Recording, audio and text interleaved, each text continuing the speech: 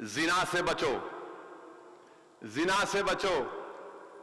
میں کئی نوجوانوں سے پوچھتا ہوں اور بولتے کہ ہم کو ان سے محبت ہو گئی، بچہ بھی بولتا بچی بھی بولتی، تو میں ان کو بولتا ہوں جا کے شادی کرو نا، جاؤ اپنے ماں باپ سے جا کر کہو کہ اماں ابا مجھے ان سے محبت ہو چکی ہے، میں شادی کرنا چاہتا ہوں یا کرنا چاہتی ہوں۔ ماں باپ کا بھی کام یہ ہے، اگر اولاد آ کر بول رہی ہے تو ذرا سنو اس کو۔ اگر وہ کہہ رہا ہے کہ اماں میں روزے رکھا، اپنی نفسانی خواہشات کو پر کنٹرول کرنے کے لیے نہیں ہو رہا، میں شادی کرنا چاہتا ہوں، تو ماں باپ کا کام ہے اس پر غور کریں۔ اور اگر وہ بیٹا یا ان کی جو بچی ہے اگر نیک ہے تو بری بات کیا ہے؟ بری بات کیا ہے؟ سننا چاہیے، اور یہ ماں باپ کو بھی سمجھنا چاہیے کہ زمانہ بدل گیا، یہ 2021 ہے، 1969 نہیں ہے یہ۔ ان ماں باپ کو بھی دیکھنا چاہیے حالات کیا ہیں۔ تو زنا سے بچو، اور اگر شادی کرنا اگر تم میں ہے، تم برداشت بیوی کو سنبھال سکتے، کیونکہ یاد رکھو اسلام میں ذمہ داری شوہر کی ہوتی، بیوی کی نہیں ہوتی۔ تم اگر گھر چلا سکتے، بیوی کی ذمہ داری کھانا پکانا بھی نہیں، میں پھر سے کہہ رہا ہوں، مفتی صاحب بیٹھے دونوں پوچھ لو جا کر میں جانے کے بعد، بیوی کی ذمہ داری کھانا پکانا نہیں ہے، بیوی کی ذمہ داری شوہر کے گھر کی عزت کو بچانا ہے۔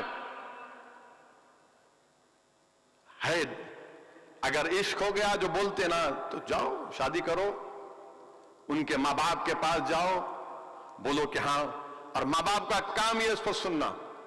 اور قرآن میں اللہ فرما رہا کہ زنا کے قریب بھی مت جاؤ، زنا کے قریب مت جاؤ۔ دونوں مفتیاء اکرام ہیں، انوار نظامی صاحب بیٹھے ہیں، مشائقین بیٹھے ہیں، پوچھ لیجئے، ہم اپنی نگاہوں سے کسی غیر محرم کو، اگر مرد ہے تو غیر محرم عورت کو نہیں دیکھ سکتے، اگر بچی ہے تو غیر محرم مرد کو نہیں دیکھ سکتے۔ ہاں کام کرنا ہے وہ الگ بات ہے، مگر دیکھے جا رہے ہیں، دیکھے جا رہا ہے، ایسا دیکھ رہے کہ ایسا کچھ دکھ رہا نہیں دنیا میں۔ کئی مرتبہ میں روکتا ہوں، بھائی صاحب کیا کر رہے ہیں آپ؟ ارے آپ ہیں یہاں پہ؟ ملا ہاں ہم ہیں نا یہاں پہ، آپ کو دیکھ رہے، آپ کی آنکھوں کو دیکھ رہے ہم۔ ارے دیکھنے والے کسی کی بیٹی ہے، وہ کسی کی بیوی ہے یہ۔ اور یاد رکھو یہ دیکھنا نہیں، یہ سیل فون دیکھنا بھی گناہ ہے۔ تم بولیں گے نہیں روڈ پہ جا رہے تھے، یہ سیل فون میں بھی جو بے حیائی ہے اس سے بچو۔ میرے عزیز دوستوں اور بزرگوں، ان چیزوں پر نوجوانوں آپ کو غور کرنا ہے اور عمل کرنا ہے۔ اگر ہم رسول اللہ صلی اللہ علیہ وسلم سے سچی محبت کا دعویٰ کر رہے ہیں، غلامی کا ثبوت دینا چاہتے ہیں، تو ہم کو ایک نیک اور اچھے انسان بننا پڑے گا۔ اور یہ کیا ہے کہ اگر کوئی برقعے میں بچی جا رہی تو آپ اندر سے آپ کی مردانگی میں تکلیف آتی ہے، کیسا جا رہی انہیں برقع پہن کے ہماری بچی، روکو اس کو، انہیں برقع نہیں پہن کے گئی تو نہیں، کوئی بات نہیں۔ اور اگر مسلمان بچہ بچی کو بٹھا رہا تو اپنا بھائی ہے، انہیں گناہ نہیں، اس کا گناہ نہیں ہے۔ اور آپ کون ہوتے بھائی کسی کو روکنے والے؟ آپ ہوتے کون؟ آپ کیا سعودی عرب کی پولیس ہے؟ وہ بھی ختم ہو گئی وہاں پہ۔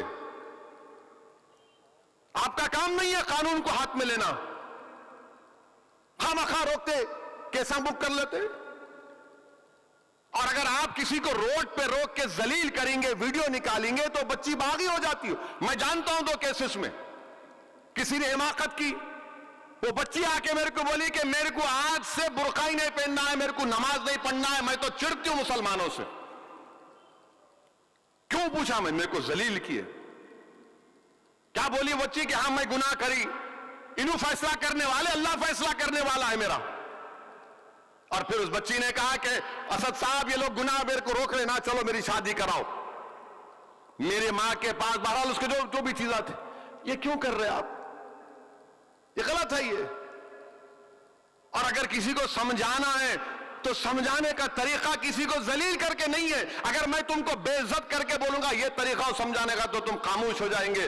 ٹھیک ہے ایم پی ہے, دل میں رکھ لیتے آپ. کسی کو ذلیل کر کے نہیں سمجھا سکتے, محبت سے سمجھانا ہے, اخلاق کے دائرے میں رہ کر سمجھانا ہے. یہ کام آپ کو کرنا ہے. یہ چھوڑو ان چیزوں کو. نہیں کیسا جا رہے انہوں, کیسا لے کے جا رہا انہیں. ارے میرے بھائی کیسا لے کے جا رہا تو کبھی اپنے جھانک کے دیکھو تمہارے میں ہر ہم میں کتنے غلطیاں ہیں, برائیاں ہیں. کیا کہا مفتی صاحب نے ابھی الہ آباد کے کہ اپنے آپ کو یہ سمجھو کہ میں سب سے کمزور ہوں, میں سب سے بڑا گناہگار ہوں. کہا نا ابھی انہوں نے کہ یہ سمجھو کہ میں سب سے بڑا گناہگار ہوں, مجھ میں خطائیں ہیں.